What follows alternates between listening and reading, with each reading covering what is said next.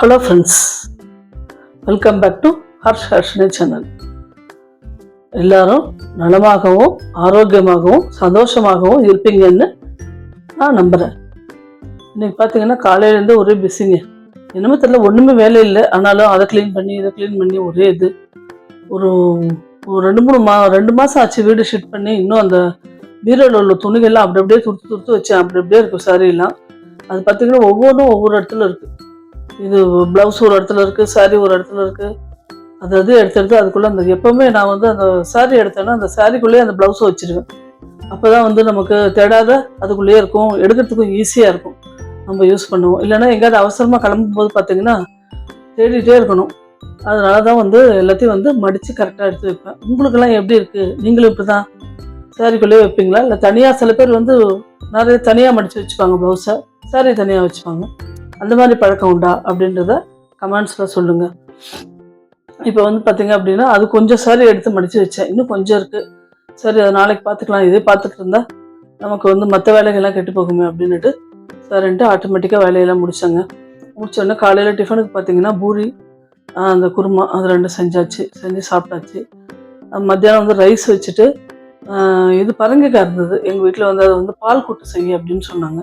சரி, இந்த பரங்கிக்காய் பால் கூட்டு வந்து வீடியோவில் போடவே இல்லை. ரொம்ப இது வந்து பாரம்பரியமான ஒரு சமையல். இது எங்கள் மாமியார் காலத்திலலாம் அடிக்கடி பண்ணுவாங்க. அது வந்து இனிப்புலேயும் பண்ணலாம், காரத்துலேயும் பண்ணலாம். இன்றைக்கி இனிப்பில் பண்ணலாம் அப்படின்னு நினச்சிட்டு இருக்கேன் நான்.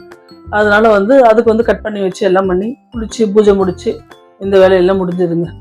முடிஞ்சோடனே இப்போ வந்து நம்ம வந்து இன்றைக்கி பார்க்க போகிற ரெசிபி வந்து பார்த்திங்க அப்படின்னா பரங்கிக்காய் பால் கூட்டு. பரங்கிக்காய் அப்படின்னா பார்த்திங்கன்னா இந்த மஞ்சள் பூசணின்னு சொல்லுவீங்க இல்லையா, அதுதான். அது வந்து பார்த்திங்கன்னா உடம்புக்கு ரொம்ப நல்லது. குழந்தைங்கள்லேருந்து பெரியவங்க வரைக்கும் எல்லோரும் சாப்பிட்லாம். அதனால் வந்து ரொம்ப நல்லாவும் இருக்குங்க. அது ரொம்ப இனிப்பாக இருக்கும். வத்த குழம்புக்கெல்லாம் தொட்டுக்கிட்டிங்கன்னா, ஒரு வத்த குழம்பு அதுக்கெல்லாம் பார்த்திங்கன்னா இந்த இனிப்பான அந்த பரங்கிக்காய் பால் கூட்டு வந்து ரொம்ப டேஸ்டியாக நல்லாயிருக்கும். அது எப்படி செய்யுதுன்னு பார்க்கலாம் வாங்க. அடுப்பு எழுப்பு சட்டி போட்டாச்சுங்க. இப்போ வந்து பார்த்திங்க அப்படின்னா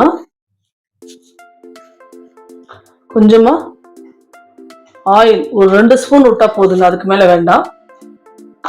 ஆயில் ஒரு 2 ஸ்பூனு. ஆயில் நல்லா காஞ்சதுக்கப்புறம் நம்ம வந்து கொஞ்சம் கடுகு, ஒரு 1/2 ஸ்பூன் கடுகுங்க.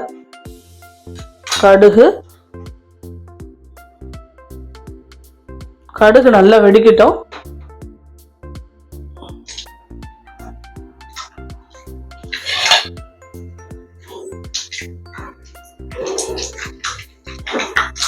கடுகு நல்லா வெடிக்குதுங்க. இன்னும் கடலைப்பருப்பு ஒரே 1 ஸ்பூனு, உளுத்தம்பருப்பு 1 ஸ்பூனு, 2 ஜீரகம்,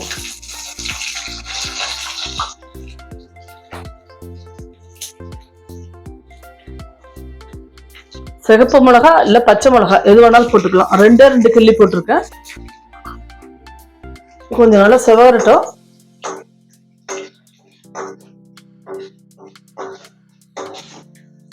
கொஞ்சம் வந்து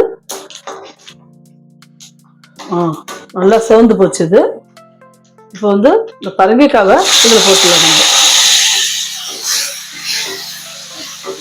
பரங்கிக்காவை போட்டு நல்லா கிளறணும் மேலங்களையும். தேவையான அளவு கொஞ்சமாக உப்பு ரொம்ப வேண்டாம், ஏன்னா வெல்லம் போடுறதுனால உப்பு ரொம்ப தேவை கிடையாது. கொஞ்சோண்டு 1 பிஞ்ச் மஞ்சள் பொடி, அவ்வளோதாங்க. நல்லா போட்டுட்டு பரங்கிக்காய் பார்த்தீங்கன்னா ஒரு சீக்கிரமாக அப்படியே வெந்துடும். ஒரு 5 மினிட்ஸ்க்குள்ளே முடிஞ்சிருங்க இது.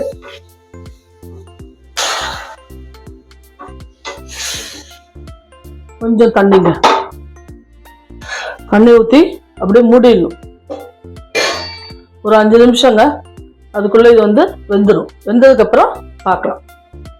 இந்த பரங்கிக்காய் பாருங்க, நல்லா பாதிக்கு மேலே வெந்து போச்சு. ஒரு 2 மினிட்ஸ் இருந்தால் வெந்துடும். இந்த பதத்தில் இப்போ வந்து இந்த வெல்லத்தை போட்டுடணும். அதில் வெல்லத்தை போட்டு நல்லா கிளறி மூடிடணுங்க.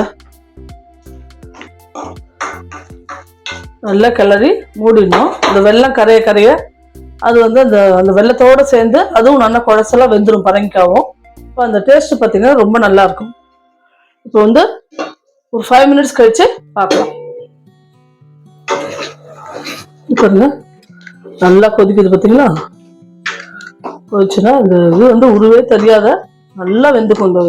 இந்த வெள்ளத்தோட அந்த பாகு மணத்துக்கும் இந்த பரங்கிக்காய் வாசனைக்கும் பார்த்தீங்கன்னா அவ்வளோ சூப்பராக இருக்குங்க. இது செய்யும்போது தான் அந்த வாசனை நீங்கள் உணர்வீங்க.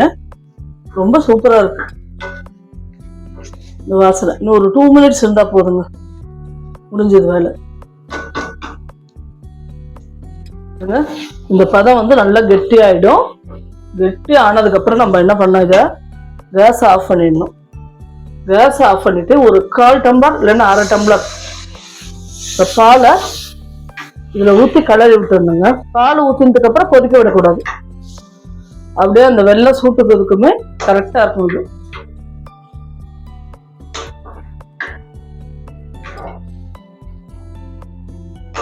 கரெக்டாக இருக்கு பார்த்தீங்களா? இதுதான் பால் கூட்டு. ஒரு தடவை ரீகேப் பார்த்துடலாம் வாங்க. அவ்வளோதான் முடிஞ்சது. பரங்கிக்காய் பால் கூட்டு ஒரு தடவை ரீகேப் பார்த்துடலாங்க. ஒரு பரங்கிக்காய் வந்து ஒரு 1/4 கிலோ அளவு தான் இன்றைக்கி எடுத்துகிட்டு இருக்கேன். அதுக்கு பார்த்தீங்கன்னா அச்சு வெல்லம் ஒரு 4 கட்டி எடுத்துக்கிட்டேன். உங்களுக்கு வேணும் அப்படின்னா 1/4 கிலோக்கு ஒரு 100 கிராம் வெல்லம் இல்லைன்னா 150 கிராம் 100லேருந்து 150க்குள்ளே வெல்லம் எடுத்துக்கோங்க. கடுகு, உளுத்தம்பருப்பு, கடலைப்பருப்பு எல்லாத்தையும் போட்டு எண்ணெய் விட்டு தாளிச்சிட்டு இந்த தோல் நீக்கி நல்லா வந்து அலம்பி வச்சுருக்கேன். பொடி பொடியாக நறுக்கி ஓரளவு ஸ்கொயர் சைஸில் கொஞ்சம் பெருசு பெருசாக வச்சுக்கலாம். சாம்பாருக்கு காய் நறுக்கிறோம் இல்லையா அந்த அளவுக்கு. இல்லைன்னா இதை பரங்கிக்காய் அதை போட்டோன்னே ரொம்ப குழஞ்சி போயிடும். அதுக்கோசரம் வந்து ரொம்ப பொடியாகவும் நறுக்கக்கூடாது, ரொம்ப பெருசாகவும் இருக்கக்கூடாது. மீடியம் சைஸில் தோலை வந்து கட் பண்ணிவிட்டு நறுக்கி அலம்பி வச்சுருக்கேன். அந்த கடுகெல்லாம் வெடித்த உடனே அதில் போட்டுட்டு நல்லா கிளறி விட்டுட்டு உப்பு, மஞ்சள் பொடி, கொஞ்சம் பெருங்காயம், கருவேப்பிலை எல்லாத்தையும் போட்டு திட்டமாக தண்ணி ஊற்றி மூடிடணுங்க.